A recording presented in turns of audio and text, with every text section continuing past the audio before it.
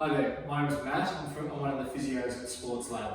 Today we're going through how to use the Stryke Recovery to release the hip flexors and the lateral sling, otherwise known as the ITB in the quad, to aid people with running related knee pain.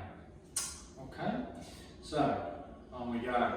So the first muscle we're going to target is the TFL. So if we feel the iliac crest through here, and we find the anterior iliac spine in the front, we just want to be working in through that nice bit of flesh in the front there. Is that feeling okay to feel? Right. Okay.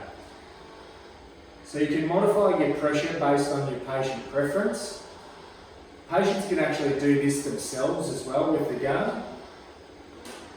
So we want to be working through the TFL muscle for probably 20 to 30 seconds. You'll be able to feel the tissue slowly yield as you continue. We've got the greater trochanter just down here, so we just want to be gently moving in the direction of the fibres from the iliac crest to the greater trochanter. From there, we can start to move down through the lateral quad. Got a sensitive spot there, mate? Alright, so we just want to be following the ITB. You'll find that some areas are in higher tone than others, and they're the areas that we really want to focus upon.